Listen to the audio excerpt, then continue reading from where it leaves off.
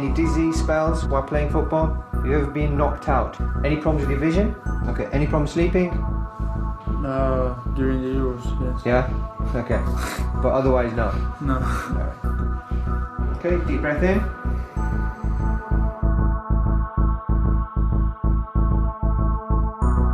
And with that hand, try and grab the other heel. And walk backwards. Hey guys, welcome to The Beautiful BAME, a new series brought to you by Pythagoras in Boots, where we interview and celebrate leading ethnic minority members in the world of professional football. Today, we're joined by the legendary Dr. Zaf Iqbal, former doctor at Leyton Orient, Tottenham Hotspurs, first team doctor at Liverpool, and now head of sports medicine at Crystal Palace. Dr. Zaf, it's an honor to have you on board. Thank you for that very kind and generous introduction. No worries. Okay, before we get into the serious stuff, is it true that you tackled Kenny Dalglish in training, and how did that feel? I thought you were meant to be there to protect players, not injure them. Oh, wow.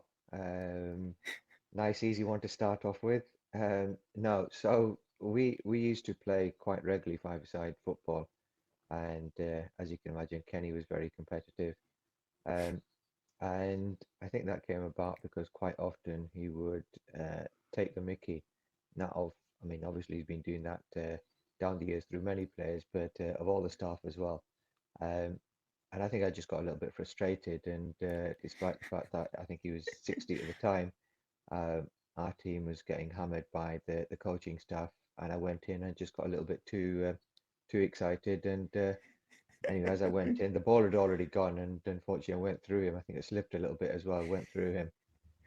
Anyway, he just got up, dusted himself down. Next time he got the ball, he just backheel nutmegged me, and complete egg on my face, as always. Okay, so moving on to the more serious stuff, and in terms of your early career and background, what's your heritage? Where in Pakistan does your family come from? What's their story, and what made you want to go into medicine? So I was born in Pakistan, in Sahiwal near Faisalabad, just outside Faisalabad, and my father came over here, like many people of his generation, to work in the cotton mills in the northwest. And then I came over a couple of months later, so I think I was around about 4 or 5 months old when I came over with my mum. And so I was brought up in Rochdale, a small town just outside Manchester. Hmm. And my background in the sense that I always wanted to go into either, well, my parents wanted me either to go into medicine, engineering, lawyer, the usual career choices for our parents. But mine was sparked as a result of my sister, unfortunately, who had brain cancer from the age of 3. So I was about 10 at the time, and over the next 6 years, the care that I saw her receive in hospitals was really what inspired me to wanting to become a doctor. And I haven't looked back since. So initially, I wanted to go into pediatrics as a result of my sister. Hmm. Then after that, once I started medical school, I wanted to go into um, neuroscience, become a neurosurgeon. And then again, changed my mind, quite enjoyed fixing things, so I wanted to go into orthopedics. And once I started down that route, once I left medical school, soon realized that a lot of work is required, got married, and then found that me and the wife weren't really seeing each other. It was like two ships at night. She's also a doctor as well. So Right. as I was coming in on call, she'd be leaving to go to hospital. So I then decided to go down the sports medicine route because I was playing lots of football, but at that time, because of work, I wasn't. Gained lots of weight, and then unfortunately got a knee injury. And Hmm. the care that I got in the NHS at that time was quite poor. So I then decided to specialize in sports medicine. So you touched upon the fact that you did play football, and you got a knee injury. How early was your interest in sport? Were you ever interested in the playing side at a higher level potentially, or even coaching, or was it a doctor always at the forefront of your mind? You got to remember, I mean, I'm nearly 50 now, so I've been around a while, and uh, so at the time that I was growing up, things like football, it wasn't really seen uh, seriously as a career pathway. So my father and for me, rightly so, was always trying to remind me that education is the key. No one's going to be able to take your education away from you. So my father worked on the buses. My mum had a little corner shop, and there was always insecurity with that. And so my father said, look, make sure you get a decent education, because at the end of the day, it doesn't matter where you go in the world, uh, you can always utilize that. So we listen, like lots of my Pakistani friends, and we all loved sport. So we'd be playing at every available opportunity. We'd be playing, football in the streets, Hmm. cricket in the streets, every playground, every playtime. We'd be out there playing football. It didn't matter. And again, the funny thing was, it didn't matter whether it was raining or shining. Sorry, rain or shine. Uh, there'd be numerous examples where even in the rain, during lunchtime we'd be there out there playing cricket, and our clothes would be completely literally covered in mud, and we'd come back in and you know get told off by the teachers, but just carry on our lessons and then get told off by our parents when we got home as well. So no, we all loved our sports, and we were very competitive, but there wasn't anybody in our age group where it was seriously considered as a career plan. So, in terms of your journey in academia, I mean, you studied at Leeds, Bath, and then you went to Queen Mary's. Just a bit curious as to what you developed in terms of your skill set at each stage of that journey. Okay, so I did medical sciences at Leeds University, and that was my first stage. So that was what they call the preclinical studies. So from then on, I then got to do my clinicals at St Bartholomew's and the Royal London School of Medicine in Hmm. London. That's where I completed my clinical studies. Uh, Next came Queen Mary's, where I did my master's in sports medicine. So that I completed in 2005. So I got the knee injury, I think it was 2003.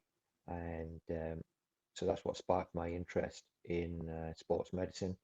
And initially, it was just a case of, again, there was no real set pathway. It was so that I could learn more about sports medicine. Because again, even then I was playing football, is to try Hmm. and help people like myself and a lot of my friends who were playing in leagues up and down London.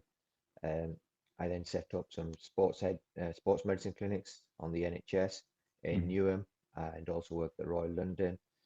And one thing just rolled into the next. I then did some further studying. I did a diploma in primary care rheumatology, and that was at Bath University, which is a distance learning course. And the main purpose of that was, again, just to try and gain some further knowledge in musculoskeletal medicine. Um, so from 2005 onwards, as I say, I've just been constantly learning and constantly working in sports medicine.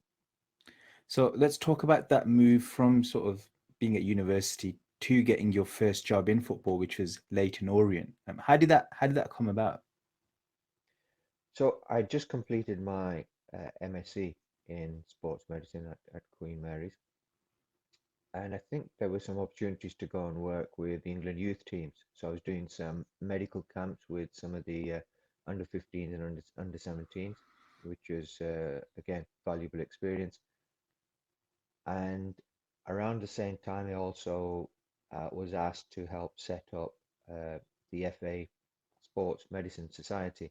So this is a educational uh, society to try and organize meetings for other Hmm. doctors and physios. It had been going on for a number of years. Somebody else had started it, uh, but over the last few years, prior to 2005 and six, it had started to wane the interest in it. So somebody had heard that I was interested in sports medicine, was setting up sports medicine clinics, and asked if I'd be interested in setting that up and restarting it. So I restarted that. I think other people started to hear about me, and then the doctor who was at Leighton Orient uh, got in contact with me and said, "Look, do I want to go and help him?"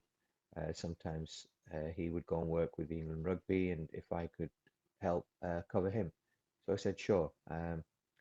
I went over there. A lot of the time, most of the work that I did was voluntary. So I did about 2 years voluntary work in sports medicine, because nobody's going to come and just say, you're fresh out of an MSc and say, right, you can come and work for us in sports medicine.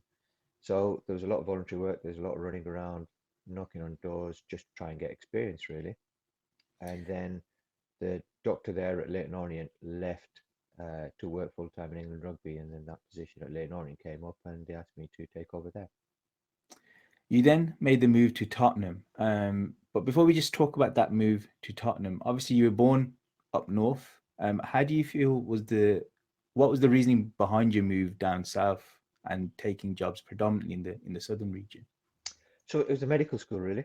So I had to do my clinical studies, which was the second part of uh, my medical degree, and I accepted a position at St Bartholomew's Royal London, which is one of the oldest hospitals and medical schools. Um, so that was the reason when I came down to London. Initially, I did have plans to go back up north, be closer to parents, but the work that I got down here in the hospitals just meant that I continued staying down here. So how did the Spurs job then come about? Did you make a sort of reputation for yourself down at Leyton Orient? Is that how that job sort of came past you? I think it probably did. Again, the FA Medical Society probably helped because people started to hear and know about me because I used to organise 4 meetings a year. And then again, I think a position had come up at the academy, so I applied for it, and I must have done something right there because again they said, look, we're happy to to offer you the post, and so that was very much part time. It was going in a couple of days a week, covering games, um, and at the same time I was doing other clinics as well. So I was doing NHS sports medicine clinics at the same time. So at Spurs, you came in during the time of Martin Jol, just before Harry Redknapp, and you started off as an academy doctor. But within, I think it was 8 months, you made it into the first team as their doctor. How did you make such a rapid progression in such a short space of time? Again, a lot of luck plays a part in these things. So I came in, Manuel was a first team manager, so I was working within the academy, so I didn't have too much to do with the first team at that time. Hmm. And what happened? The first team doctor decided to leave for another role, and that was about, as you say, it's about 8 months later. So my first game, I think, was a European game, and then my second game was actually the League Cup final in 2008 in February. So that I have to say was unbelievable, especially because we won it as well. So against Chelsea 2-1. Um, I think what happened was that the doctor had left, uh, and suddenly, and they advertised the post, and I was asked again to apply for it. I thought that I'd be, too inexperienced, too young for the position, but I wanted to apply for it to actually gain again the experience of going through interviews for positions like that. And again, I'm very fortunate. I must have said something right in the interview because they offered me the post. So I accepted, and at that time the manager was Wande Ramos. So he'd just come in, and so we managed to, as I said, we won the League Cup, which was amazing, and then we got into Europe as well. Soon enough, Harry Redknapp took charge. He has a reputation of being a brilliant man manager. And despite the fact that you're part of a medical team, you probably have first-hand experience of seeing these managers in action in terms of giving team talks, etc., etc. Was Harry Redknapp right up there in terms of the best man manager that you've seen in action? Well, I've been very lucky with all the managers that I've worked with. If you go through, I've worked with 7, 8 different managers now, and as I say, even at Leyton Orient, I had Martin Ling, uh, and his assistant at the time was Dean Smith, who's now doing excellent work at Aston Villa. Mhm. So I've been very fortunate. I think all the managers have been very different. They all bring different skill sets, but you don't last in a game as long as the managers have done the likes of, um, as you say, Harry Redknapp, Roy Hodgson, Brendan Rodgers. If you haven't got certain skill sets, Harry Redknapp, yeah, everyone knows in terms of his communication skills with the players and how he made them feel at ease, was excellent. And as I said, all the managers have been very lucky. All the managers that I've worked with have been brilliant. Now, let's talk about your move to Liverpool. But before we get into that, your love for Liverpool, because you were a boyhood fan of the club. Can you talk to us about that experience of supporting Liverpool, how it came about, and the memories you have of being a Liverpool fan as well. So it's quite funny. Until I started at later on, I'd never been to a football game. So we'd watch it on TV, um, but it wasn't until 2005 that I'd actually gone to watch a game live. So Liverpool came about, I think, being up north, being near Manchester, you either supported uh, Manchester United or Liverpool, and it really was that. And I think that came down from our parents or the older generation, because I think, again, when they were growing up, those were the two most dominant teams at the time. And at that time, TV, sport used to be on TV quite regularly, so it was either one or the other. And so I think I happened to support Liverpool because quite a few of my friends did, and one of them for my birthday gave me and I still remember it, a pillow, which was when they won the FA Cup in the 1980s. I think it was 85 or 86, and so it was from then on. I supported Liverpool, and again in the playground, everybody wanted to be, Kenny Dalglish or even Alan Hansen at that time, who were the key players, and so I just enjoyed supporting them. I think after '89, um, it wasn't the best of time for Liverpool fans, and so we used to get a lot of stick. But it was just nice rivalry. So as I say, even at school, it was split between Liverpool and Manchester United at the time. So there was a lot of rivalry, and being the stubborn person I was, I just continued supporting Liverpool. So you made the move to Liverpool, and then you were working alongside one of your idols in Kenny Dalglish. Were you a little bit starstruck at having to work alongside him, or had you had enough confidence in your own ability, worked around sort of professional footballers and famous managers to not be that phased by that situation? I know this is going to sound strange, but it does become just part of the job, and you can't afford to be starstruck. I remember the first time I'd gone into Liverpool and you see Steven Gerrard coming in. Um, but don't forget, as I said, I'd been lucky enough to work. I worked at Spurs, and we had some big players there as well. Luka Modric, Mm-hmm. Bale, Berbatov, Robbie Keane, Ledley King. So I think you almost, you accept it. And as I said, the players wouldn't allow you to be starstruck. You have to treat them just like any other person, as a patient, as a player. And as I said, look, I'm not going to lie and say that I didn't pinch myself a few times when I was at Liverpool, but it was the same at Spurs as well. I'd walk out the training ground, I really would pinch myself at times, especially some of the games that we'd had against some of the other London clubs.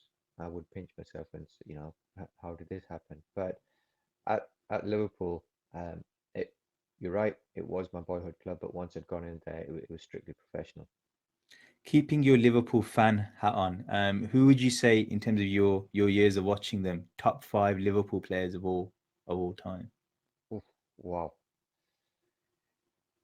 So the ones that I've watched or the ones that I've worked with? Watched. Let's make it more Liverpool fan only sort of base. Wow. Okay. But again, top five. Of course, Kenny's got to be up there. Um, Sir Kenny, Steven Gerrard, John Barnes, who used to love watch playing. And I think in the short time that he was at Liverpool, he was unreal and probably one of the best players I've worked with in Luis Suarez. And then the fifth one, just because I used to enjoy watching him play, is Alan Hansen probably. I was going to say everyone was very attacking base. So just in terms of your own position, where did you used to play on the football Oh, pitch? all over the place. I was like a hungry dog just chasing after a ball. I was all over the place. I had the energy, probably not quite the skill to match.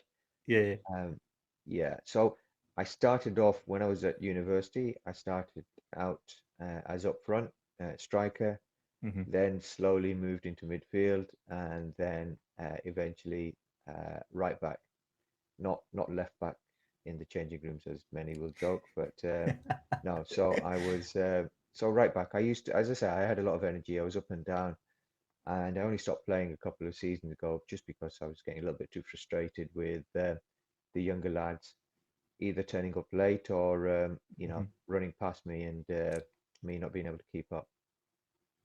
Well, yeah, box to box, I'd say, in terms of your overall career. Okay, so then you moved on to working with Brendan Rodgers. He seems a very switched on coach, very modern in his approach. Did you feel the freshness in his approach made the difference in terms of progressing Liverpool from where they were? And if you were to sort of roughly give us an insight into tactics in comparison between him and Dalglish, are you able to sort of give us that insight? I'm probably the wrong person. I know what my field is in terms of sports medicine, so I don't think I'd ever try and give advice or try and fully understand in terms of from the coaching aspect, even though inside, everyone thinks that they're a coach or a manager. But look, two different styles, but and both, as I say, they're probably my two favorite managers that I've worked with. And again, no disrespect to any of the other managers who I all had good working relationships with.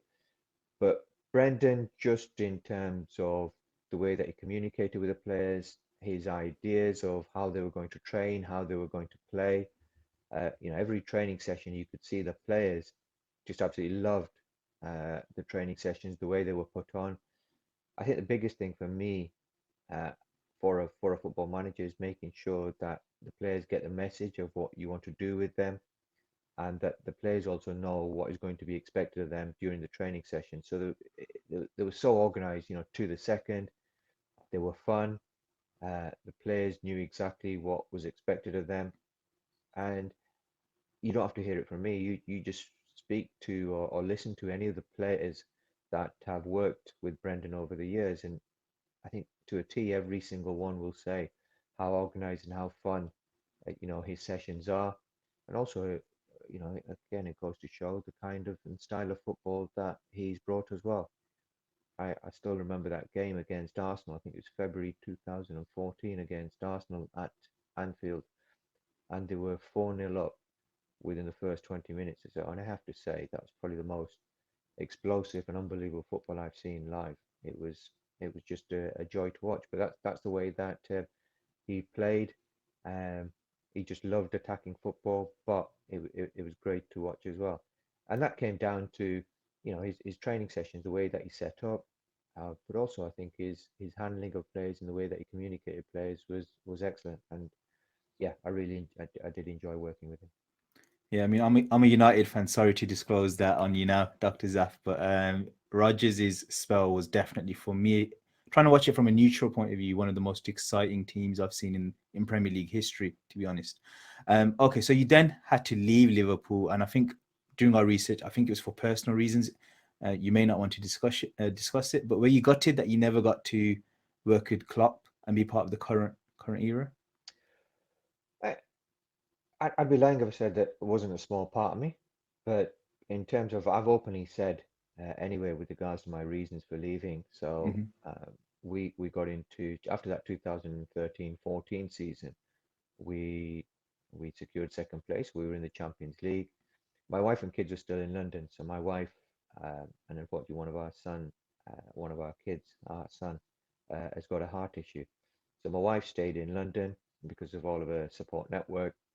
And initially, I thought, yeah, I'd be going up for 6 months and they'd be joining me. But then my wife made the decision, and we made the decision that it would probably be better for her and the kids to stay down there. So I was commuting back and forth. And at the time, I also had additional support in uh, Professor Peter Bruckner, one of the leading sports doctors in the world, who'd actually taken me up there. So I had cover when I was away and able to get back down to London. But he left to join Australian cricket in 2012. So I then became the head of the department.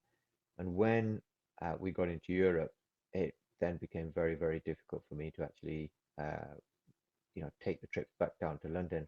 I think there's one time where during December, because we were in so many competitions, we were in Champions League, we were in the League Cup semi-finals. Hmm. So the whole of December, I wasn't able to go back and see the kids, and obviously in December where the kids are unwell and stuff. So that was hard. And the club were fantastic. They were very supportive throughout at the time that was there, and they understood my situation, but they were also trying to help me as well, and say that look, at the end of the day, this job also is quite demanding, and it would be helpful for you for the family to be up here. And then I think eventually in 2015, it just became very difficult to actually, for me personally, try and commit to both sides. So took the decision that go back to London, and I was going to start sports medicine clinics. And so that's what I came back to initially to start sports medicine clinics. So I've been working in football for the best part of 10 years Hmm. and at quite a high level as well. And it had been demanding, missed lots of birthdays, lots of weddings. So I think it was only right that I gave some more time to the family as well. But then you ended up back in football via Crystal Palace. How did that job come about? Do you still get involved in staff games there? Have you dared tackle Roy Hodgson? So uh, it was interesting. I got a call from one of the staff members who worked alongside Brendan, who said that there was a position that had come up at Crystal Palace. Alan Pardew was looking for a experienced sports doctor to head up the department, and so then I found out that they'd advertised the post. So I spoke with my wife, and we came to an agreement that I could apply for the position, uh, and as long as it didn't interfere too much with with the family aspect, and I wasn't doing other clinics and stuff. So I spoke with Brendan because I didn't know Alan Pardew, and just to get an idea in terms of what kind of manager he was, how he was, and what he thought. And Brendan said, look, you should go for it. It'll be right for you. Went and spoke with, uh, went through the interview process, and again, was fortunate to be offered the position. Had a chat with Alan Pardew as well, um, and it was really the way that he sold the club to me. That the sports medicine department at the time wasn't to the level that he wanted it to. It'd been in the championship and the lower leagues for a while, and so he felt that he needed to improve the department in certain areas, and so that was his reason for asking for a sports medicine specialist. So for me at the time, I thought it'd be a nice little project to try and improve the department if I could, and so I accepted the position, and I've been there. It's my sixth season, and it's been a fantastic time. And the other advantage is that obviously it's in London. Thankfully, well, I say thankfully, the club may disagree, but because they're not in Europe, the advantage of that is that we don't have as many games as some of the other London clubs, some of the other bigger London clubs, and it's obviously a smaller setup than Liverpool and Tottenham Hmm. Hotspurs, but at the same time, my main role is to make sure that the care that we provide is no different to any of the other top clubs in Europe, really, or the world. So what I was able to do is with a small team, we go out and make sure that the standards we set in terms of the care that we provide should be no different, as I said, to any other club, any of the leading sports doctors around the world. Um, so obviously you've worked with a number of managers by this stage. Obviously Pardew at Palace, then Roy Hodgson. How important is that relationship between managers and medical staff throughout your career? Have you generally been on the same page with managers, or can these relationships be sort of fraught with danger? You've got to have a good relationship with the manager because at the end of the day, the manager just wants as many players available to him for the training sessions for the game, and you've got to be able to communicate to them when players aren't available and then when they are likely to return, and also be confident enough to be able to advise if there are going to be risks involved with a player being involved in training and in games. At the end of the day, both the player and the manager, are growing up enough to be able to make their own decisions. But what you try and do is try and give them and help them make an informed decision. So give them the facts, try and based on your experience, give them the what the potential risk is, and then hopefully help them come to a decision. One of the things that you certainly can't do is just agree and say yes every time, because what will end up happening, and I don't think any manager wants that as well, they will fight for their position. So they'll expect a player back at a certain time, and your role is just to try and again give them advice and make them aware of the risk. So quite often there will be discussions which can get, I wouldn't say heated, but you'll have your opinion, they'll have their opinion. Ultimately, it's between the player and the manager. Your role is, as long as it's not going to cause severe harm to the player, is give them the information and they then can make the decision. Is there a big difference in terms of fitness levels from players competing for the title to those near the bottom of the table?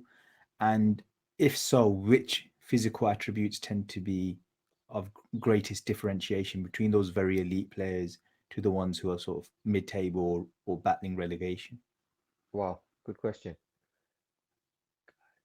Difficult one to answer in a short period of time. I think the biggest difference that you'll see with the players, because I think in terms of fitness, you'll see players, even those in near the bottom half of the table, who can probably compete physically with the players in the top half. So if you're looking at in terms of speed, in terms of the ability to be able to continue doing lots of sprints over the whole 90 minutes, I'm sure there are players that would be very similar in all teams. I think the probably biggest factor is technically and from a skill perspective, the ability to do that throughout the whole game. So if you look at, say, some of the players at Manchester City, at Liverpool, um, some of the players may not be as fast in terms of, speed across the ground compared with Hmm. other players in the league, but where they make up for it is probably from what they call football intelligence, their ability to find the space, the ability to move with the ball and manipulate the ball. So that probably is the biggest difference that you see. I think the a probably fairer question is when you look at through the league. So having worked in League Two and League One with Leyton Orient, and then you step up to the Premier League, Hmm. the biggest difference is the speed at which the ball is played and the speed at which decisions are made. I think that's the biggest difference. So again, you could probably say that same with in the Premier League, the teams at the top, the speed at which they make decisions, um, and the pace of the game is, that's what sets them apart from those which are lower down. Alongside that also comes injuries as well, and the ability for players to stay fit. But I think that's probably a reason why certain players are available at higher at the bigger clubs, because of the fact that they're able to play games for longer periods as well. So that also comes part of their DNA really Hmm. as a player as well. Now, let's look at your day-to-day life as a sports doctor and sort of move away from your sort of career progression. What processes do you deal with when assessing an injured athlete? How player-centric is it versus based on data, for example, for MRI scans, etc.? So every morning we do a lot of information gathering, a lot of screening on a daily basis. If I just quickly talk you through that. So, we get into work, we have our medical meeting in the morning at 8 o'clock. So we look at the data from yesterday in terms of how much work they've done, anybody that we felt had done too much, too little. So everybody's wearing a GPS. Hmm. Any knocks that may need to be assessed later on in the day when they come in at 9 o'clock. And so all the players, when they come in, they will have certain screening procedures done by the interns. So they will do an assessment of the calf by a knee to wall. They will do something Hmm. called a groin squeeze, where we look at the power of the groins, and that gives us a good idea if there is any obvious weakness there before it actually turns to pain. So if anything is flagged up, and then even they'll answer a wellness questionnaire, how much sleep they've had, how they feel, whether they're actually feeling tight anywhere, and if anything is flagged up on that, that will immediately trigger a review by either myself or one of the physios. We'll have a look at them and decide if there is going to be any issue with them training. So that's that aspect. Sorry, you're about to ask something. No, no, carry on, carry on. That's Okay, fine. and then the if a player actually is unfortunate to get injured, first of all, we'll look at what the mechanism was. Is this an impact related injury? Is it a fatigue related injury? We look back again in terms of their data, what they've been doing over the previous week. Has there been a sudden spike in their load? Uh, have they not been playing for a while and suddenly the manager has called them into a game? And obviously, playing in the Premier League is a different stimulus and an additional load compared with training, even Hmm. if you have been training on a regular basis. So again, we have to be careful and mindful of these things because it doesn't matter which player you have when if you haven't been playing for a while um, and you return to a game, then there's always a risk of you picking up an injury because the load increases. And uh, with all these players, you've got to be mindful of that because the loading has got to be you've got to try and make it constant from week to week. So we look at the footage if there is any of how the injury happened, the mechanism that will give us an idea. Then obviously in terms of assessing the player, again, the physios are brilliant at that in terms of examining joints and muscles. And I've learned a lot from them over the last 15 or so years. Hmm. So either myself or the physio will assess them, usually together, and then we'll have a chat as to what we think the mechanism and what the likely injury is. So I have an ultrasound machine there as well. So if it is a soft tissue, I will ultrasound it, and again, that will help me in terms of my diagnosis. If we don't think it's too bad, we may do some other testing in terms of muscle strength testing to get an idea. So we've got various equipment and machines to have a look at that. And then we come to a decision as to whether this is something that needs further imaging or whether it's something that we can manage with uh, treatment, early treatment, and assess how they are the next day. If it's obvious that they're likely to have pulled uh, I should I say they've got a strain or a tear of a muscle Hmm. or other structures, then we'll make a decision as to uh, doing further scan, whether that be an X-ray or MRI, and that's done off-site. We'll get the MRI and X-ray. I'll have a look at that. We'll get a review by the specialist radiologist.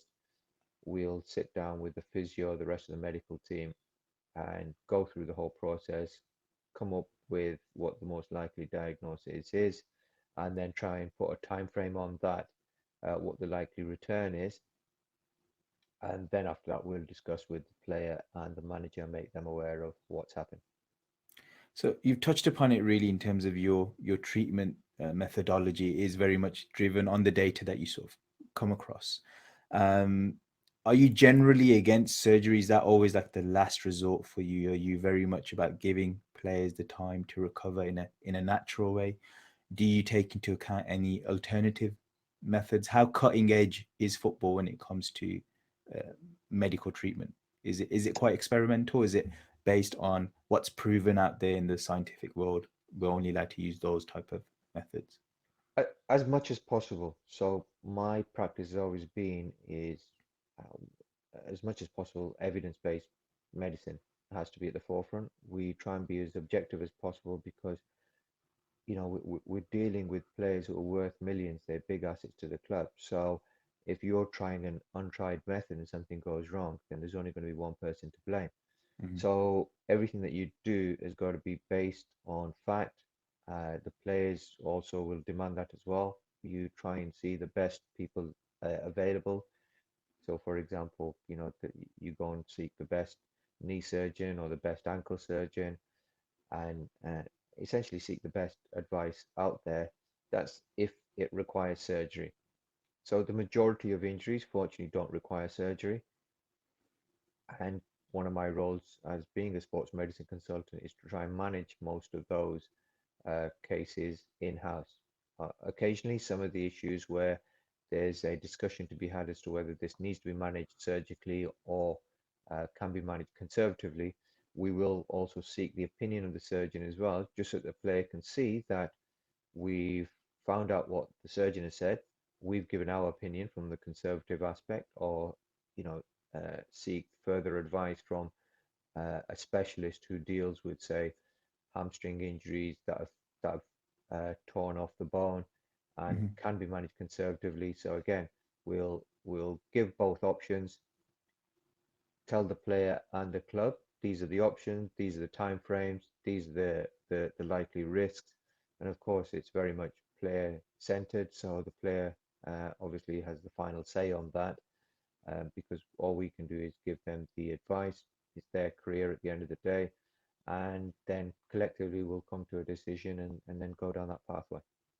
So you've briefly touched upon this question I'm just going about to ask earlier on, but how often do players rush to get back before fully recovering from potentially debilitating injuries, and that pressure from management to get fit and just get them into the first team? How much Oh, pressure is there? the pressure is on constantly. Um, as soon as the players got injured, the pressure's on because they're demanding to know what the diagnosis is, and the next question is when are they back, and that comes from the player, comes from the manager, comes from higher up. So one thing that I've learned is that if you rush things early on, inevitably there will always be mistakes made. So my whole point is making sure that, and then again, the club are very understanding of that, is that early on you need time not to go in and make a rush decision. You need time to gather all the facts and see exactly what the situation is. Quite often you can get a player who come off in a game and it looks like a serious injury, but once you've allowed the swelling to settle down, within a few days you'll get a different picture. So it's really important that you get all the facts and that everybody's fully aware of all the available options, and not just go in immediately having seen them and then come out with and say, right, okay, this is a diagnosis and this is how we're going to manage it, because there's quite often a lot of emotion that's involved. Um, so you have to take that aside, and that's part of the role that we do as a medical team, is that we've got to make decisions objectively, impartial, and taking emotion aside. So we try and take away the fact that there's certain games that are coming up. Of course, that is going to play at the back of our minds because the manager and the player will be targeting certain games. Mhm. But our role is to also make them aware that whether something is realistic or not, and what the consequences are if they, with a particular type of injury, if they try and aim for that game, miss out certain steps of the rehab, accelerate things, and potentially put themselves out for longer. So our again, our we're very much process driven. Everything is very objective. Everything's done in a stepwise manner so that if things don't work out, and listen, at the end of the day, we don't get everything right. Sometimes, there will be setbacks because you're right at the edge in terms of how hard you're pushing these guys. So if a player does break down, at least we can go back through our processes and discuss that with the player, inform the manager as well that this is what happened and whether there was anything in our process that needs to be modified and improved further. We've seen with even the greatest players, Ronaldo, Nazario, for example, where their lifestyle can impact on their susceptibility to injury. We've seen in recent years as well stories about certain footballers who, because they're driving sports cars which are quite cramped and low down to the ground, it increases their tendency for hamstring injuries. Just for example, how effective have you been in changing players' ways in terms of their lifestyle? Are players quite receptive to it? Of course, it's going to be quite an individual basis, but generally speaking, has professionalism in this regard improved? Are players a lot more understanding of what you're trying to tell them in terms of how to change their lifestyle? Yeah, it has to, because as you rightly mentioned, if you're not living the right kind of lifestyle, eventually it's going to catch up, either with getting injuries or not being able to perform on the training ground and on match day. So there's lots of evidence and science out there with regards to nutrition, with regards to recovery, with regards to sleep. And although players may not be able to play like Cristiano Ronaldo, there's nothing stopping them from doing a lot of the methods in terms of recovery and how he eats, and taking them on board themselves. So we have nutritionists, we have sports scientists who look at all those different areas. And again, our main aim is to educate and advise. And now, if you think about how much the players actually earn, they know themselves. If they're not in optimum shape, then that's going to have an effect on their performance. And ultimately, all these players want to do is be involved on match day and train. And if they're not doing that, then they'll be out of the team and they'll suffer as a result.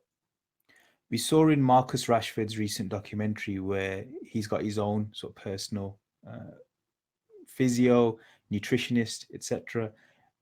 Is it generally speaking, when players do hire such employees, does that have to be approved by the club first? Does it need to be someone from within the club, or how does that relationship tend to work out? Can there be I disagreements as well? I haven't seen Marcus Rashford's documentary, so I'm not aware with regards to his own physio. Oh no, I wasn't just talking about him. I'm just talking about Oh, sure. generally speaking. Yeah.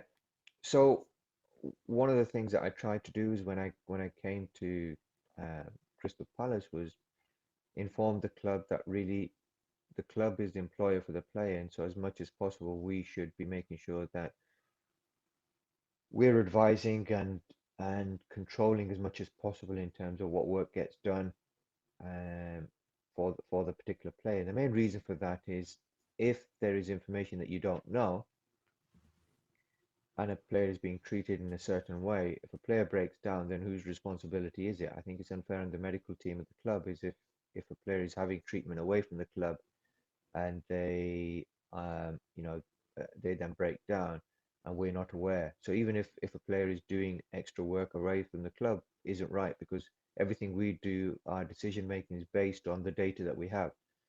So for example, if they've trained a certain amount during the training session and we feel that's enough, now if a player goes away and does extra and we're not aware of it, that's extra load that has been added to it, Mhm. and then it can make it difficult for us to plan with regards to the next session. So look, there are, it's quite well known, certain physios, certain um, staff follow players around because a player may have trust in them. Um, I think the key thing there is if that does happen, then there's got to be open dialogue and communication between the player, the club, and the medical team of that club in terms of roles and responsibilities and communication so that if a player is having a particular treatment, you've got to make sure that's not interfering with any of the treatment that they're getting at the football club. Because the last thing you want to be doing is giving mixed messages. Because ultimately, it's about the player. It's about getting the player back as quickly as possible. So I will do anything which will help that player get back. But if it's going to cause them harm, then I've got to make sure that stops. And part of that is making sure that the care that they receive, everyone knows what's going on. So communication is key there. Yeah, I guess it definitely does affect your ability to keep up to date with the data you've got on that player as well. Yeah. Okay, so let's move on to training and the off season. We've had a lot of questions from sort of amateur players, semi-pro players, coaches who are very interested in how you guys go about it in the professional world.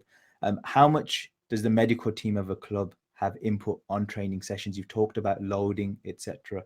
And what other inputs do you give as well? So that's really comes combination of the medicine, medical, and the sports science. So usually pre-seasons is quite difficult. I enjoy them because of the fact that it's again meeting up with the players, but also you get to travel around a bit. But it's always a hard balance with from the medical and sports science side and the manager side. You just want to build up their load gradually after they've been off for the best part of 6 weeks, and that may not be the case with everyone. So those that have got international games, they may only get 3 weeks off. But what you want to do is build their load up gradually so that eventually they get up to a level where they are training and playing consistently. And that load, normally, in terms of reducing injuries, they want to be doing the same sort of level of load for 3 to 4 weeks. So we try and taper that so it gradually builds up. So in terms of the minutes that they actually play, you may start off with 45 minutes, then 60 minutes, and then 90 minutes. So you build that up in time for the Premier League, start the Premier League. The difficulty you have is that there may be traveling involved. You may be in a different country because of commercial activities. Mhm. So it's trying to balance in um, you know, the travel where That's when they're doing their recovery, but also our main aim is to try and get them as fit as possible. So training sessions have got to be hard, largely to start off with, will be fitness based to try and get the guys up to speed in terms of from an endurance, speed, fitness, the ability to move as quickly as possible, but in a safe manner. So there's a lot of scheduling that's involved in that, because first we need to know what their commercial activities and flights and travels are going to be, and then Hmm. around that we'll build the timetable. And the manager is very good, because he understands the importance, certainly in the early stages of getting the fitness into them. But of course, the manager wants to work as soon as possible with regards to his ideas and tactics as well. So it's trying to get that balance early on when you may not have as many games. That's where, again, you try and overload them, Hmm. um, so that, hopefully that you can get an ability to build endurance into them. So again, in preparation. So the preseason is massive. You'll find that anybody who's missed a preseason, unfortunately, they're always playing catch up, and you'll often hear about when players haven't had a good preseason, they'll then have a knock-on effect where they're always playing catch up. They'll pick up a little niggle, small injury, and then it's just very difficult for them to get that consistent run of games or loading. And you'll find that those players that are playing regularly, their bodies have got used to that amount of training and loading, and and everyone says, oh look, that player hardly gets injured. It's more than likely it's as a result of their bodies having got used to the high loads, Hmm. and that's why they can hopefully stay injury free. So let's talk about the process of a medical, and the tests you conduct. From a fan's perspective, it seems like most part everyone seems to pass medicals. It's very rare that you come across a story of a player who's failed their medical.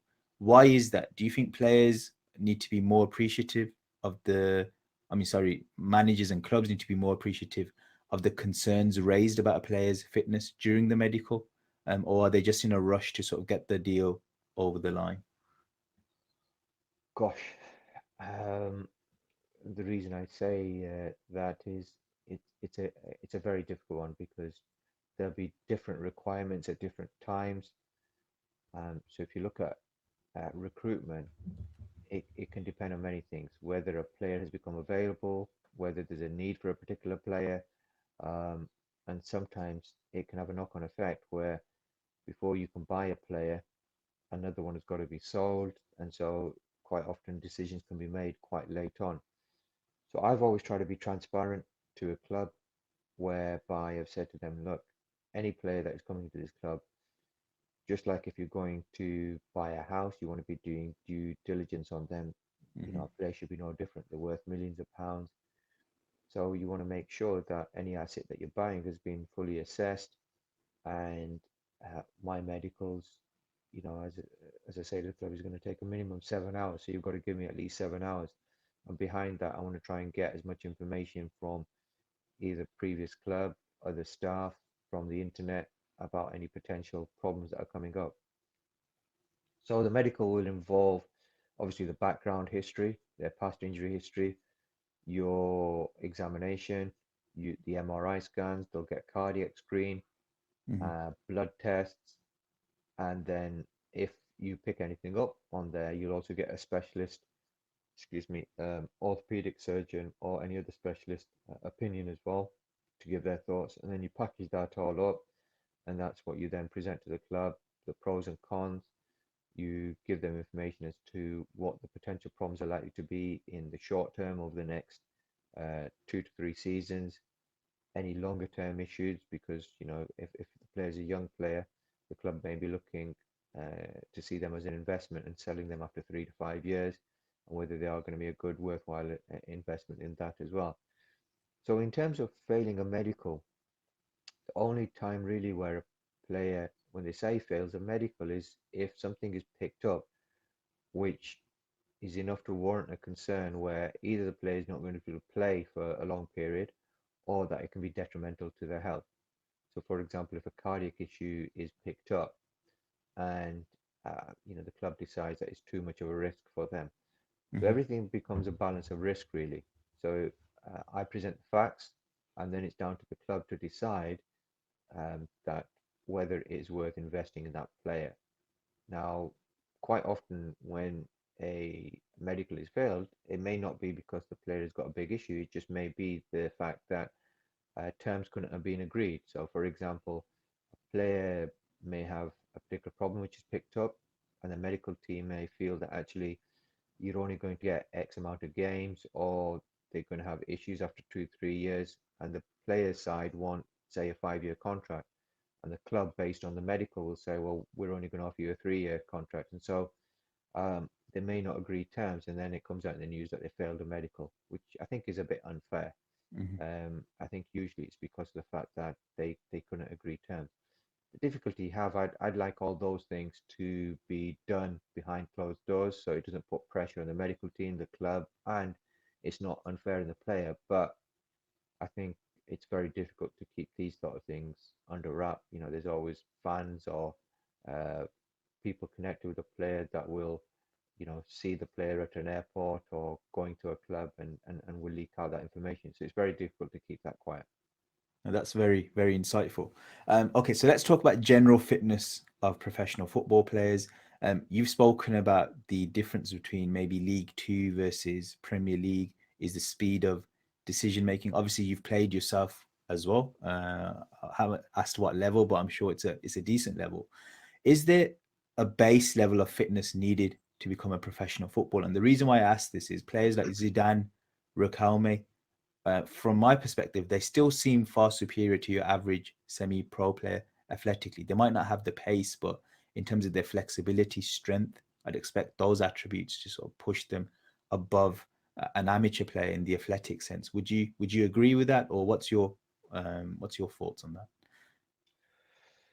I, Listen, I think it's a combination of things. If it was just based on strength or speed, then you just have to look at, say, you'd get a 100-meter sprinter, or 1,500-meter sprinter. You'd just have someone like that playing in a football game. But at the end of the day, it's about your decision making with and without the ball. That ultimately plays a huge role.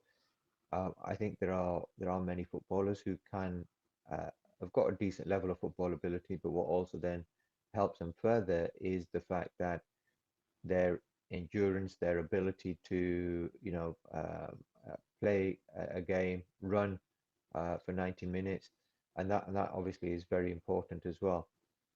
Um, as I say, there's various factors come into play, and those players that you've mentioned, there's no doubt that they've got certain skill levels or certain abilities which you can't really train in everyone.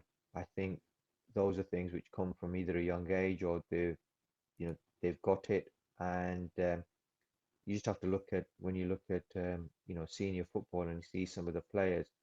So I go back to Kenny Dalglish. Well, even at the age of 60, and I had, yeah, as I say, I was 25, 30 years younger than him, and still his speed of thought, his ability to move with the ball was just unreal. And as I say, I could have practiced all my life, and some of the way that he saw things, I just wouldn't be able to do that. I say in the five-side games, that's just an example of it. Even at 60 years old, he'd be on your shoulder 1 second, and you'd turn around and he's 10 yards away, and you just think, how the heck did that happen? So again, the players that you talk about, like Zidane and stuff, their speed at which they thought, they're already way ahead of other players. They're already seeing things which are way ahead of other players. Their anticipation. Um, so it's, as I said, the ultimate combination is having both the ability of someone like Messi, but with the athleticism of someone like Cristiano Ronaldo. Not to say that Ronaldo hasn't got the ability and the skill level, but you can see that the two probably slightly different types of players. You see Messi during a game, and he may not move as much as some of the other players around him, but certainly Mhm. when he does get the ball, that's that's when the magic happens. Okay, so because we've got a lot of sort of amateur players watching this, generally speaking, in terms of tips you may have from your experiences, routines, meal plans, recovery plans, what could the amateur player do to improve their general fitness level? Well, just have a look. I think you can just go on the internet and see what the routines are for players at the highest level and try and incorporate them as much as possible. Um, so for example, in terms of it's no surprise if you're overweight, then it's going to be very difficult for you to be able to run and last 90 minutes during a game. If you're eating the wrong kinds of foods before a game, again, that's going to affect how you train and play. Similarly, if you're eating the wrong kind of foods after a game, again, that's going to have a massive effect on how you recover and your ability to train the next day or play a game, later on in the week. So all those things, the information is out there. It's a case of whether you have the willpower, the desire, and the determination to try and do those things. So I think every single player, there should be no reason why they can't be as fit as possible. Try and reduce your body fat as much as possible, but that requires hard work and motivation. And in the back of their mind, they'll be thinking, well, I'm not a professional player. Do I really need to be doing this because I'm only doing it for fun? But ultimately, it comes down to how determined you are to make the best of what you have got. Same with pre-match meal. Again, it's not nothing secretive that you need to be eating your pre-match meal about 3 to 3 hour 15 minutes before the game, and the kind of foods that you need to have for that. So it's no good just turning up as you'd see in a Sunday league game. So when I used to play in the Asian League at Hackney Marshes, you'd see some of your teammates turning up, literally 20 minutes beforehand, either smoking or um, eating a kebab, and that's not really the ideal preparation for a 11-side game. Now, they may joke and laugh and say, "Oh, it's only for a bit of fun." Yes, it is a bit of fun, but at the end of the day, you're here to play football, and you try and make the best of what you've got. So, preparation for anything is key. So, you know, same with in terms of your warm up, in terms of your pre-activation to make sure that you prepare for yourself for the game in the right way, because those things can also help you prevent you from getting an injury. So if you haven't warmed up right and you just, you know, again, as often was the case at Sunday League, where a player would just literally handbrake the car into the car park and rush straight onto the pitch, getting changed while they're running onto the pitch. That isn't the ideal preparation. So all those things need to be taken into account. And again, as I say, just look up, see what, and there's lots of blogs and information that is available there as to what the best athletes do. And there's absolutely no reason. It's not a case of money or specialist equipment. You can easily incorporate those ideas. The biggest difficulty is whether people have the motivation or desire to do so, because it requires effort, it requires discipline, and if you're not getting paid to do it, then I can understand why it would be difficult. Well, we've seen even in the professional game, not many adopt the lifestyle of Cristiano Ronaldo, and he's a great role model in that respect. And even if players are motivated by money, they're still not able to show that same level of dedication and willpower that he does. We've seen in a previous interview from yourself that you spoke about how player relationships can be difficult. Sometimes you may have felt players didn't have enough respect for your role, being subject to pranks. Can you give us a bit more insight into that? Is that still the case now? Now that you're very experienced. I'd like to think that where I've been, I've got the respect of the players. Wherever I've been, I think, again, I was fortunate having got those positions, but I wasn't brought in because I was a manager's friend, or I was brought in because somebody had just given me the position because I knew them. I'd like to think it's because of my work or work ethic that had got me into that role. Um, in terms of the players, I gain their respect, or try and gain their respect, in terms of the care that I give them, and the effort that I try and put in for them whenever they do get an injury, or if ever they do get a problem.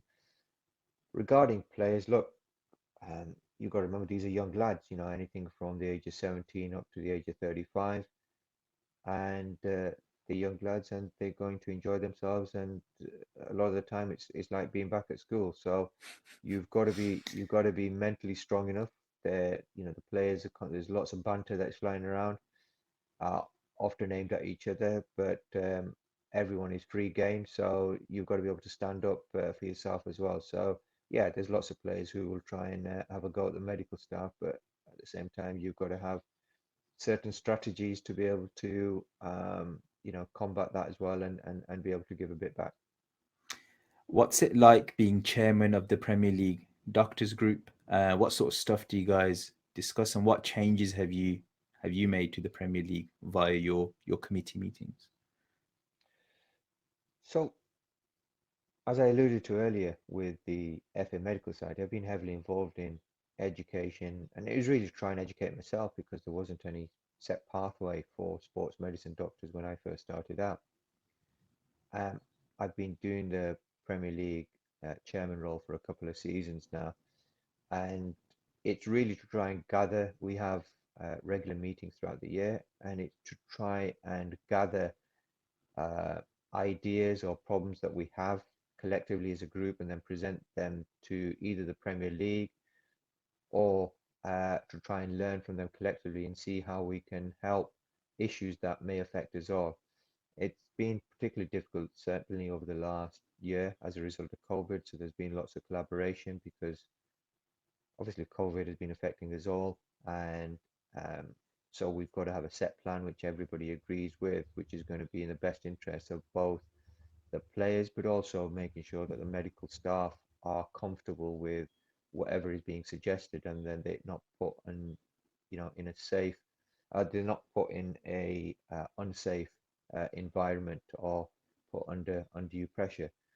So it's really that the Premier League Doctors Group was set up to try and provide some consistency in terms of our messaging as doctors, sports doctors, looking after these players.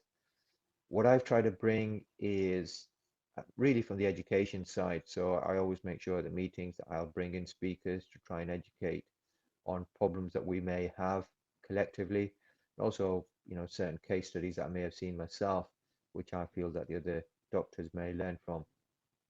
Again, over the years, as my contribution to the group, again, because I'm very keen on process and consistency. So things like having emergency measure checks before every game, so having a checklist.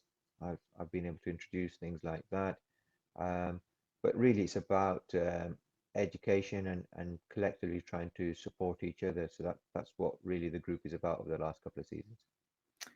There's been a lot of criticism about football in terms of its how lapse it is when it comes to drugs testing and how seriously it takes it.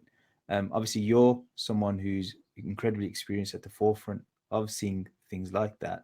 Is there sufficient enough measures? Are we just worrying for no reason in terms of compliance with WADA, for example? Um, I don't know where that's come from, certainly in terms of football, because we get tested. We'll have lots of random testing, so they can turn up at the training ground, any training session. We have no advance notice. Similarly with regards to games, and so I think it'd be very silly of a player to be taking a prohibited substance, um, knowing that they could be tested at any point.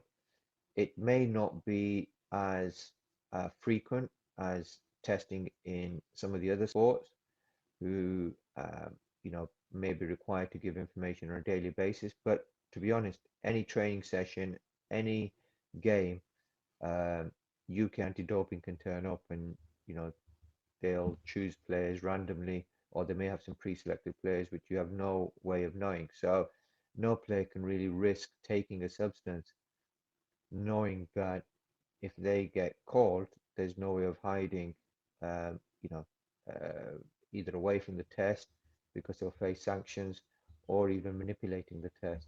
So I don't think there is an issue personally.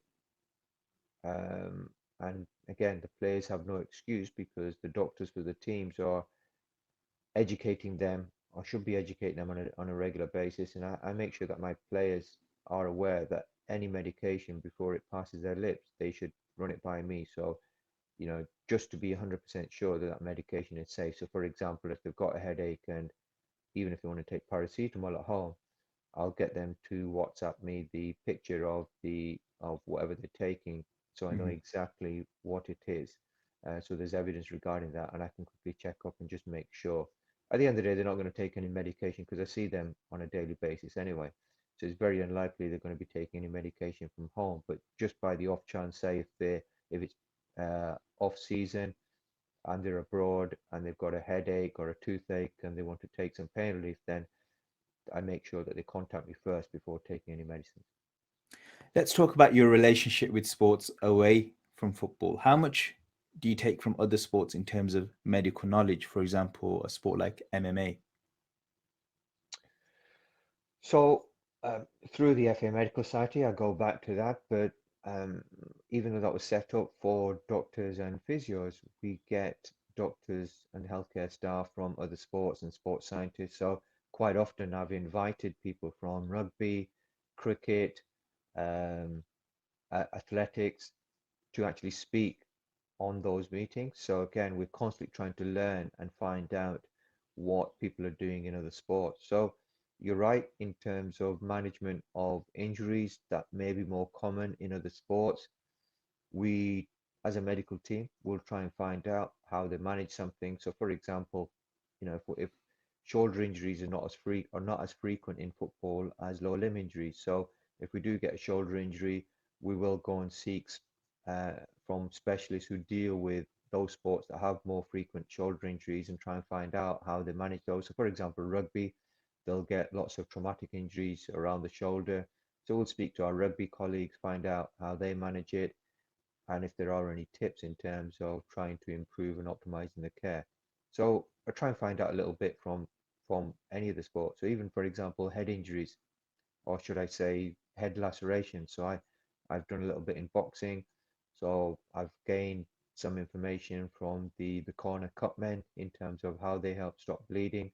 So Mhm. I'll try and use those same skills when it comes to if we're unfortunate to get a laceration to the forehead in terms of how we can try and stop that bleeding.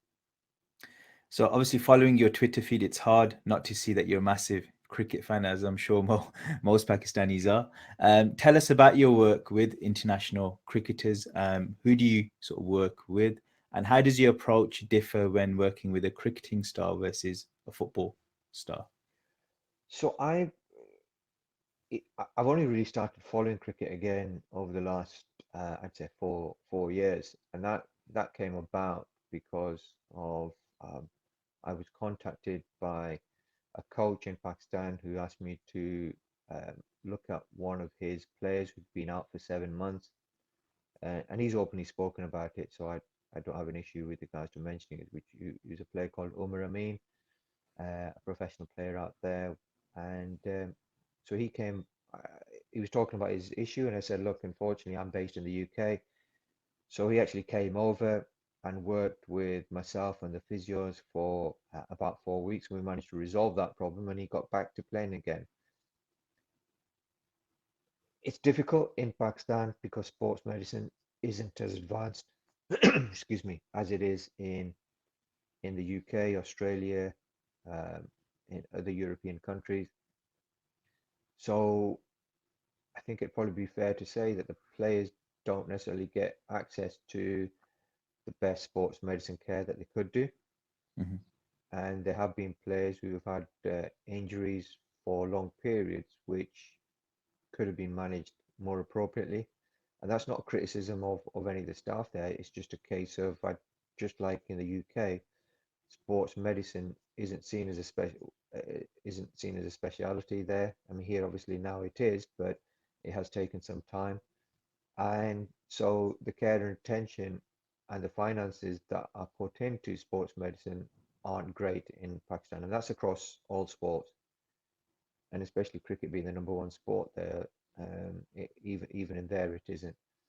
So anyway, Umar Amin went back and then told other players, and they'd obviously hear about it. And then since then, there's been a steady stream that have headed over to South London from Pakistan. Um, and our club chairman and the manager have been fantastic, to be fair, and the physios have been great as well. So that when the footballers leave, when the odd Pakistani international cricketer does come over, you know, they're able to get the attention and use the facilities. But it's when once obviously the footballers have finished, so late afternoon.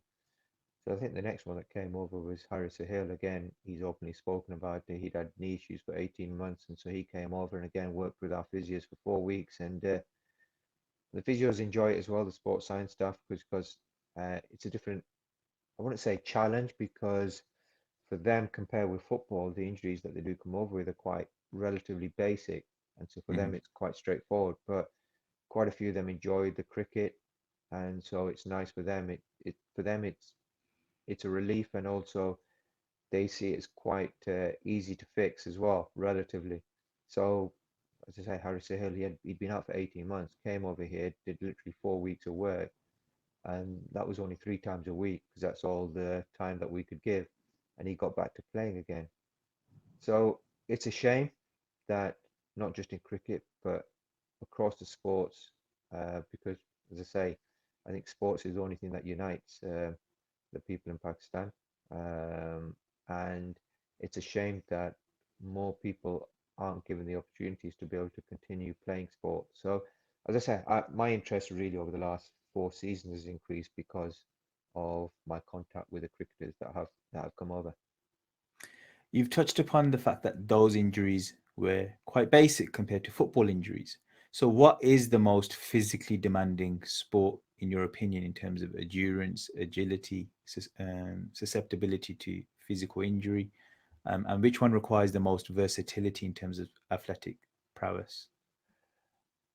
I think that's quite a difficult one because every sport um, has its own requirements and needs. So for example, if you're talking about endurance, you'd think that, okay, somebody who's running 90 minutes, so maybe a marathon runner who's running for 2 hours, um, they should be able to walk it in a football game. But obviously, it's a very different skill set that is required, not only in terms of the skill with the ball, but you're required to do sprints in a game, your ability to jump. So every sport has its own different ability. I mean, if you look at rugby, is very different to football in terms of the demands that it puts on the body, in terms of the hits that they've got to take, in terms of their upper body strength that is required. Um, Football, no doubt, considering they have to play 90 minutes and the distance that they cover and the fact that it's contact as well, is a very demanding game, and even more so the fact that a lot of the games come thick and fast.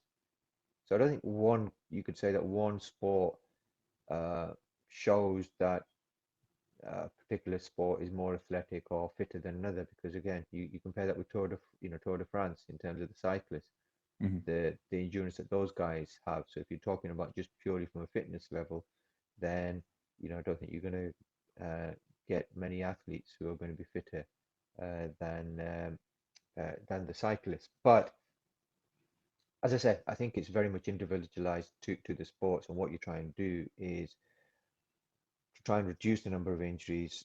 Everything that you do is you work on making that player fitter, faster, stronger, be able to jump higher, all the skills that are required for a particular sport, and try Mhm. and make them better in those. So, we'll have certain strength sessions put on during the week for the footballers, and they realize the importance of those strength sessions because, again, they want to try and become stronger in certain areas. So whether that be the ability to hold someone off, or the ability to jump higher, the ability to turn quicker. So we try and put those skills and work on those in the gym away from the football pitch as well. You talked about how if you'd practiced for 20 years, you wouldn't have been able to play like Kenny Dalglish, and I think that goes for most people. How much do genetics play a role in someone becoming a top sports star? How much training does a player need to do from a younger age in order to develop into a top player?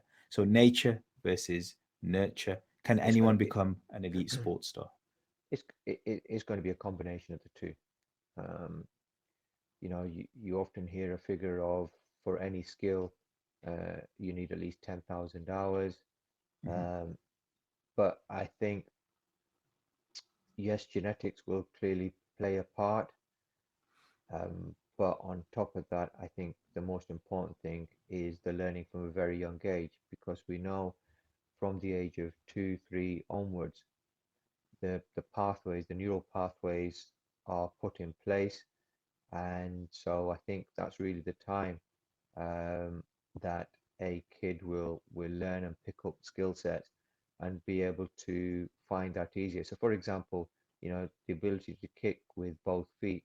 I think if you are taught that and learn that from a young age, then pathways in the brain are then set about, so it then Mhm. becomes easier later on. Whereas I think if you try and learn those things from the age of 16, trying to kick with both feet, it becomes much more difficult. Again, you hear those stories of people like, Tiger Woods and tennis players who from the age of 2, 3 onwards, have been playing those sports. And the question is that's what, got them to the top level? It's very difficult to tell unless you do a clear study where you get, uh, all kids of that age group from different backgrounds and give them the exact same stimulus, exact same training. That's the only way that you'd be able to know. What we do know is that training, the more you train, is going to only improve and benefit you. So your starting point, everybody's going to be different, but where you Mhm. end up in terms of how much you can improve, everybody can make improvements. Now, the level that you reach, again, what determines that? I think that's probably very complex to be able to discuss in a short period of Yeah. time. Sure. No, no, wonderfully put. Okay, so let's move to BAME. One of the reasons why we brought you on board was that you're one of the leading high-profile ethnic minorities in the world of football. So, with regards to Asian footballers, why have they struggled to break through in the game? Is it racial, cultural, psychological barriers? Is it the fact that they're genetically not as physically robust, or is it dietary issues preventing them from making it? I've seen from your Twitter feed you are a outstanding cook. So do you see this changing in the future? Wow, big question. um, Again, not sitting on the fence. I think there's a wide variety of reasons. I don't think you can pin it down to one specific reason. I think if you go back to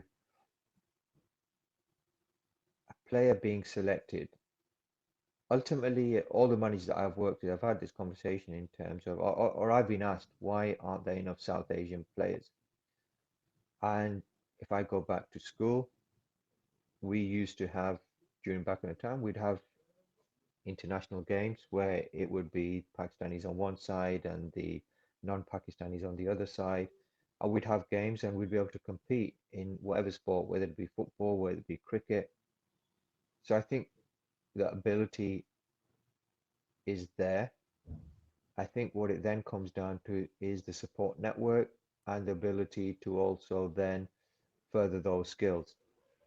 So, for example, there's lots of evidence which shows out that the chance you make it a Premier League football are ridiculously small. I think only, out of the millions that go through academies or playing in grassroots football, only 180 will make it, and go on and have a professional career. So already the odds are stacked against you. So my theory is that it's like a pyramid effect. Unless you've got thousands playing at the lower levels, and what I mean by that is not just grassroots levels, I'm talking about thousands playing in semi-professional. Only then are you going to then have the best of those moving on to the next level, say into League Two, and then moving on to League One. And only then, unless there are, you know, you're talking 30, 40, 50, 60 playing at League Two or League One or Championship, only then are you going to have the best of the best going on to be picked and selected in the Premier League. You look at players like Mo Salah, you know, if I was if I didn't know he was Egyptian, you'd almost say he looked South Asian. So I don't think it's just because of the way that a player looks. Ultimately, it comes down to the football ability. Now, I've often heard the argument that yeah, there needs to be extra support. Look, it's very difficult. Um, myself, if my son could play football, um, I probably wouldn't want him to go down the football route. And that's coming from someone who works in the sport, who's probably got a better idea than most in terms of what is required. I've worked in several academies. I think it's more to do with the potential risk and the chance of him succeeding because I'd have to be taking him training 5 times a week. He'd have to be then playing games. This is from a very young age, from the age of 7, 8 onwards. And there's got to be sacrifices made by the family. There's also got to be sacrifices made by the child.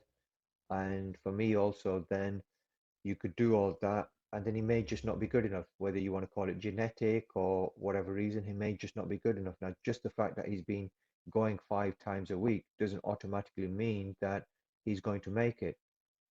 So if he's been doing all that, there's going to be other things that he's going to lose out on. Education, the chances of him getting a decent education are much reduced if you're training certainly 5 times a week after school and stuff. So I'd have to balance all those things up. So if you look at all the kids, and I've had chats with people like Jermaine Genius and other players as well, and he would often say that a lot of his friends who were from a South Asian background were probably better than him at that time. But he then was able to, his family was very committed, and he was able to go to training 5 times a week, however many times it was, and he felt that that certainly was something that one of the factors which helped him, the fact that the support that he'd got.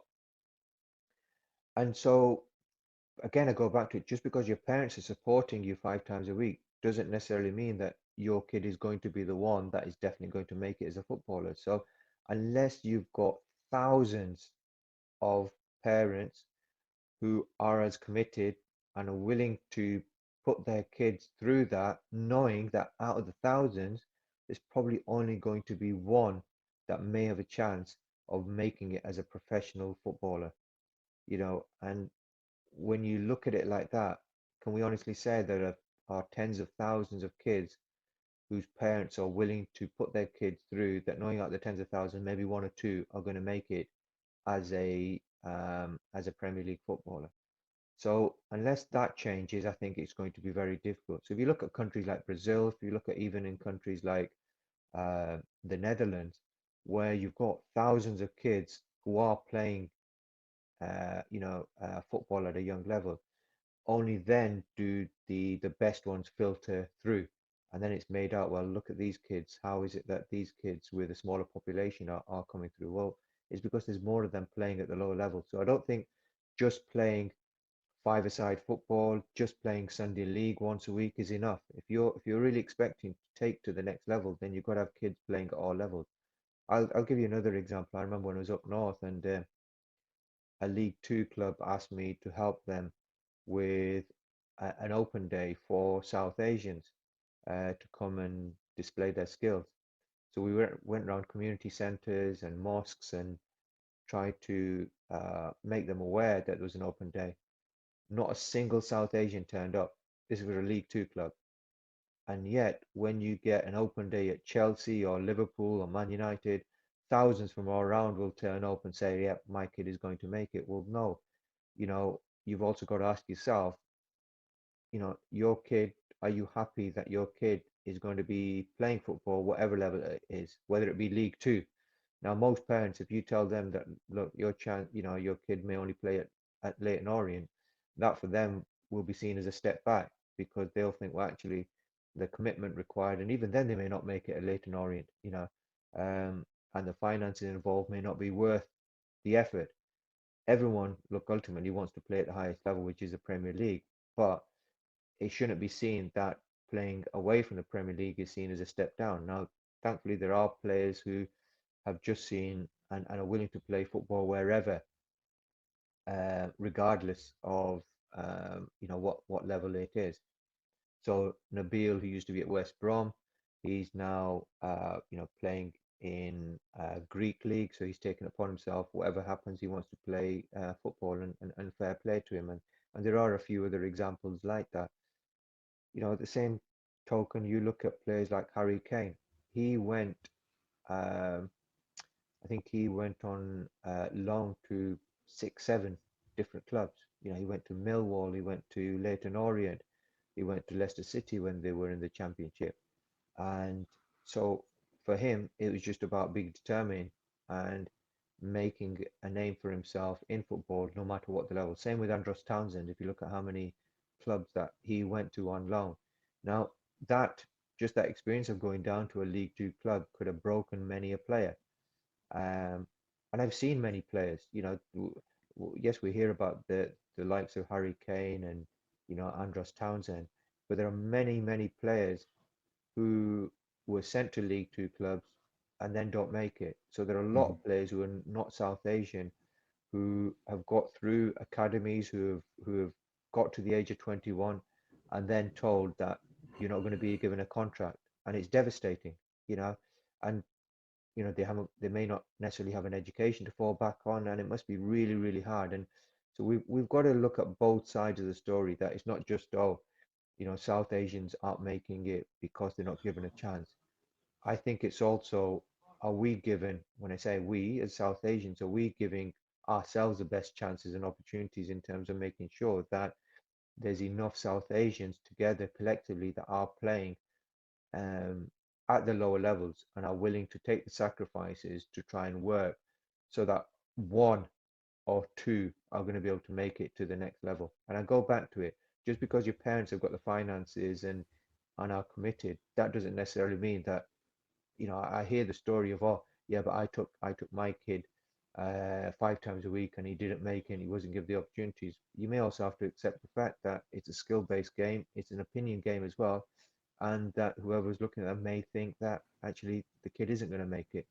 That's not to say that racism or prejudice doesn't play a part. Clearly it does, but that plays a part in all walks of life. And all you've got to try and do is put yourself in such a position that your skill set, your determination, your work ethic just can't be rejected, can't be refused. It's not just equal, but you're offering more than what the next person is, so that whoever is having to make that decision, you're not making it easy for them. I guess the biggest sort of example of the point that you're trying to make is the Afro Caribbean community, who also faced racial prejudice, but by taking the risk of putting themselves forward at all these various levels of football and showcasing their skill set, they've managed to fight through those barriers to really make themselves a powerful force within the game of professional football. And really loved your explanation there. I think super detailed, super informative as well. Um, have you seen a similar type of issue in the medicinal field in terms of sports medicine? Is there also a lack of BAME representation in this regard, or have things changed, or was there even a problem in this issue as well? Look, if you look at medicine throughout, um, probably because, again, goes back to that lots of South Asian parents wanted their children to have an education. And, medicine, dentistry, chartered accountancy, engineering was seen as a pinnacle. And so and again, I go back to it. So in my school, there were lots of Pakistani kids that wanted to be doctors, but for one reason or another, luck, the fact that my dad made lots of sacrifices and insisted that I studied harder, I had to put the work in. That's what then allowed me to get onto the next step. And as I say, I see some similarities in sport as well. So in medicine, there's lots of people from different backgrounds, and so I think it's only a natural progression that then people move on, and we're seeing more people in all aspects of sports and science medicine. Again, you've got to remember when I started out back in 2005, there was no set career pathway. I literally did start in sports medicine because of my own knee injury. I loved sports, and it was just the ability to be able to combine the two. at no point did I ever think I was going to have a career from it, that the finances were going to be reasonable as a result of working in that field. And I think anybody starting out, because the competition is so fierce, it can put off a lot of people because there isn't a definite set pathway. If you look in the Premier League, there's only 20 roles at any one time. Certainly in the medical, as a lead doctor, maybe a few more because there's academy doctors and some clubs have more than one doctor. So it can be difficult. There's no set pathway. Um, but my thing was I love sports medicine, so I took the money side to one side. It didn't matter which level I was working at. So even if I was still working at Leighton Orient, I still think that I would be enjoying it as much. I had no dreams or aspiration of working at the clubs that I have done. And it's my 14th season now in the Premier League, and there's no way that I thought I'd be working in the Premier League and for as long. Um, but now that I'm here, yeah, I'd like to continue for as long as possible. But as I said, I'd be happy even if I was working back at Leighton Orient because for me, I'd still try and provide the best care possible. In terms of your own experiences with racism, have you ever come across indirect racism, direct racism, and how have you dealt with it? Um, and also from a football context as well, have you experienced racism too? So throughout, look, I was brought up in the Northwest in Rochdale.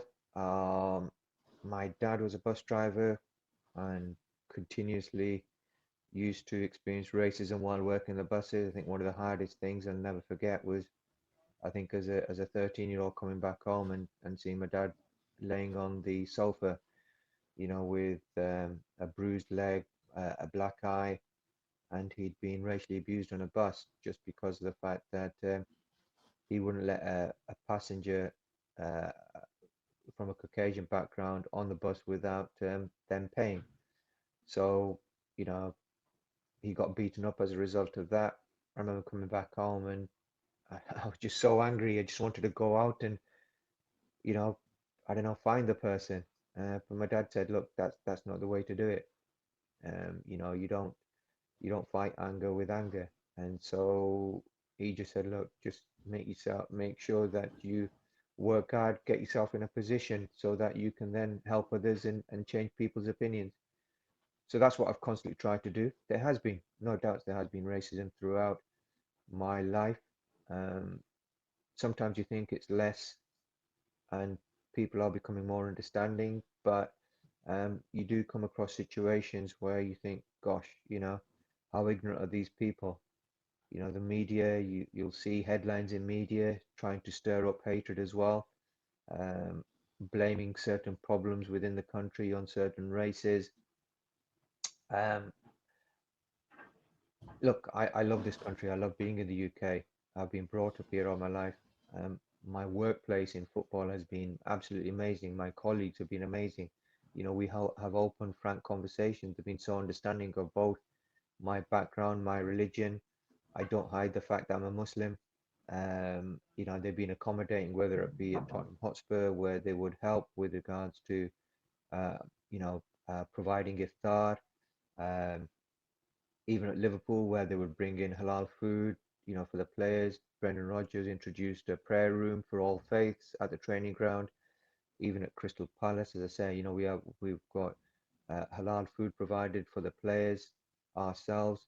It's never been an issue, even to the extent where you'll have Christmas parties and I'll excuse myself, I won't go to them, and all the players and staff understand because I don't like being around where there's alcohol. Um, Another example I've spoken about, I remember um, the League Cup final for Liverpool, and we won. I think it's 2012, and I was just about to walk into the changing rooms, and both Pepe Reina and Glenn Johnson stopped me and said, "Look, Doc, don't go in there. We're going to be spraying alcohol." And I actually stepped away, and the fact that somebody had actually taken my clothes out of the changing rooms, which for me, I was almost in tears, thinking that they've actually had the foresight to be able to think, even in their moment of, happiness, they've actually thought, look, the doc doesn't like being, around alcohol, and had actually put that to their own thoughts to one side, put my clothes outside, and I was just buzzing outside just from that. I could hear them cheering and whatnot, but the fact that they'd had that foresight would, for me, just made me feel accepted, um, and it was just really brilliant to see. So there's lots of positive things that happen. Unfortunately, there are a small minority of ignorant people, and all you can do is continue to try and change their perception in the way that you behave, in the way that you conduct yourself, and try and set yourself, as my dad said, in a positive light, so that they can see actually, you know, um, any misconceptions that they have are false. So we're sort of coming to the end of our lengthy chat, and it's been a great one. What would you say has been the best part of your job? I think the best part is just being part of a team and being able to help players get back to what they love doing. And that, again, that doesn't matter at what level it is. I think that's the biggest buzz that you can get, is knowing when a player or a manager is grateful for what you've helped them with. And I think, again, going back to it, that one of the best phone calls I'd ever received was from Harris Hill. So he'd had his knee injury, and um, and 6 months later, after we got him back playing, and look, to be fair, I hardly did anything. It was really the physios that I'd worked with him at the club. Anyway, I got a phone call from him, and this was after the Champions Trophy, which they won in 2017. And although he was part of the squad, I don't think he played, but just for him being able to play, it was quite an emotional phone call, because he just thanked me, saying that he'd been told that he won't be able to play cricket again, and for him to just be part of the team was just amazing. And so for that, as I say, you can't put a price on that. And I think that's the best thing about the job. And that's the thing, you ask any doctor, any healthcare professional, it's having the ability to be able to help someone get back to what they uh, want to do, whether it's their normal life or their sport. And finally, I'm sure there's a lot of people from a sports medicine background wanting to watch this, and from our background as well. What tips would you give people from our background who are going into medicine and may have contemplated a career in sports medicine? What tips would you give them in order to succeed in this industry? I think work ethic comes first and foremost. Try and learn as much as possible, and don't just chase the money. If you think that money is your goal and that's the only driving factor, then I don't think you'll succeed in sports medicine. You've got to be passionate about the role. You've got to try and learn as much as possible. As I said, I did lots of work experience over a couple of years and voluntary work, just to try and gain that experience, and just make sure your ethics are right, and so that that people can see that you're hardworking, you're trustworthy, and that you're willing to try and provide the best care for them. And those are probably the most important skill factors. Dr. Zaf, thank you so much for joining us. It's been an honor, and lots of people have been sending us questions, and they're super excited to see this, I'm sure. If you've got any recommendations for other high-profile ethnic minorities in the sports of football that you want us to interview, do let us know in the comments below. Please like, share, and subscribe. If you do have any questions for Dr. Zaf, I'll do my best to sort of forward them on via Twitter. And I'm sure in his busy schedule, he may find time to respond. Thank you very much for listening. See you guys again next time.